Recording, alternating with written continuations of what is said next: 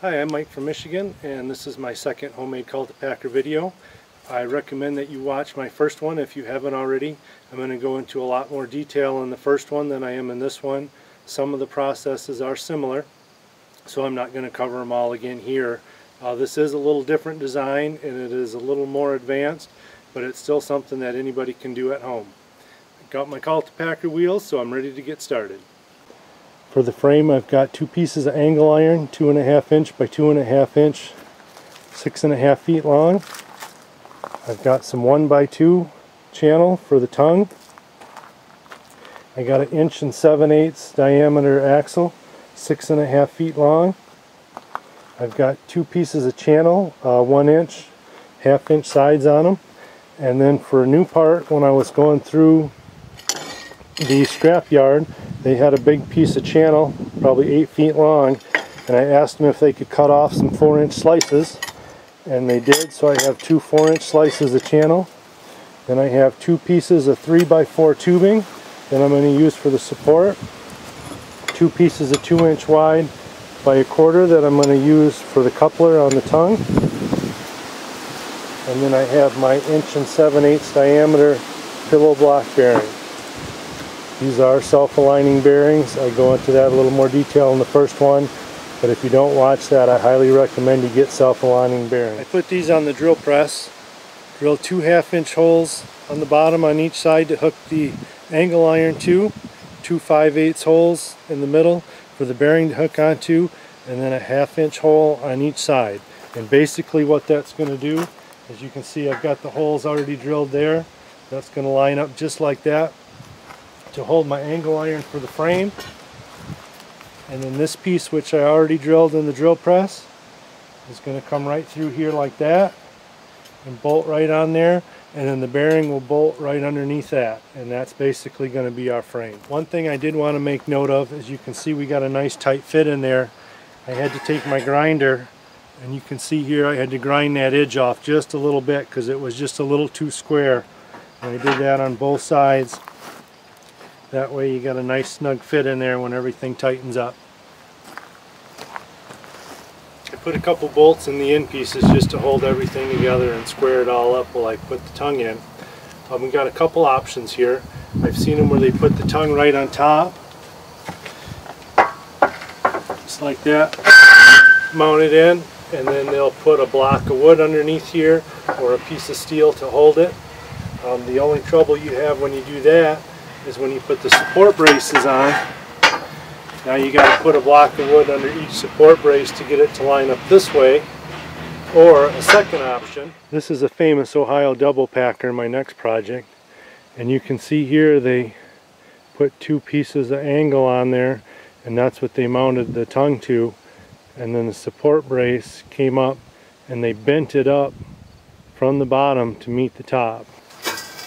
But what I'm going to do, if you have enough clearance, I think the easiest thing to do is just mount it underneath the frame.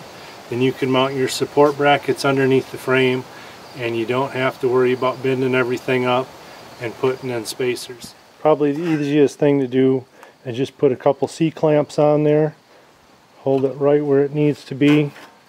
Go ahead and put your square on there, square it all up good. And once it's set, you've already got your hole centered in the angle iron, and then I'll just drill right through the angle iron right into the tongue. That way I'm sure everything lines right up. Okay, I've got all the holes drilled for the tongue, and that's right where it needs to be, nice and square. Then I measure 12 inches off the corner, and I put my brace in there and C-clamp that in so I can drill the hole. I flipped it over, it's upside down right now. It just makes it a little bit easier to drill when you're coming through the bottom of the angle iron. And then once I get those in position, I'm going to mark that bottom one. I'm going to grind the ends off that so it fits flush, just for a little tighter feel on the end. And once I get the ends secured, then I'm going to go ahead and center them right here on the second support brace. I've got the holes drilled for the support braces. They're both in place. And then on the end here, I cut the edges of that off to make a nice flush fit. Now we're ready to start putting our side support pieces on. It's going to go on just like that. 2 bolt holes in the front and then one in the middle for the bearing. You can see that there's a gap underneath there where it sits on the angle iron. So to get a nice tight solid fit, I found a piece of 3-inch wide plate and I cut that to size and drilled holes in the middle of that, so that'll fit on there nice and flush like that. And then when I get that bearing lined up and that bolted in there, that'll all tighten up nice and solid. I've got all the bolts in, everything's just finger tight. I always like to put it completely together to make sure everything's going to work before I go ahead and start painting it, just in case you gotta drill some more holes or anything. Went together pretty good. Had to run the drill through a couple of the holes, off just a little bit, but sometimes that happens. Okay, I've got all the Packer wheels on the axle.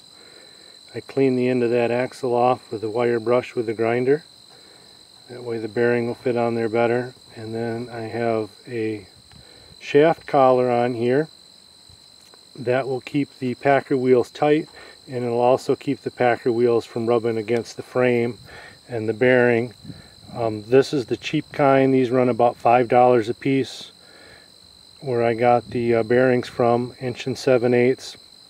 It's got one bolt that tightens it up to hold it in place. For about $8 you can get them that are split in 2 parts.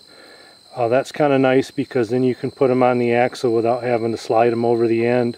So if you break a wheel, you can get a couple of those, center your Packer wheels up and just clip the 2-piece on and tighten them up, and then you're back in business. I discovered once I started putting it together that with just this as a spacer, it wasn't going to be quite enough room for the tongue with the wheel in there. So I had some 2x2 channel and I cut a piece off, same length as my 3x4, and I'm going to use that for a spacer, and then the bearing will go right underneath there, and then that'll give me enough clearance so I can get my tongue under there and put the frame together. Everything seemed to come together real nice on this one. All the bolt holes lined up good. That extra 2-inch spacer on the ends made a big difference. Got lots of room for the tongue here in the middle. I'll give you a quick walk around and then we'll take it out to the field and see how it does. Start at the front with a coupler. I put an eye bolt right in my tiller through that bar in the back. A couple spacers in there so it doesn't hit, and that seems to work really well. And I got the support braces. The ends seem to come together good.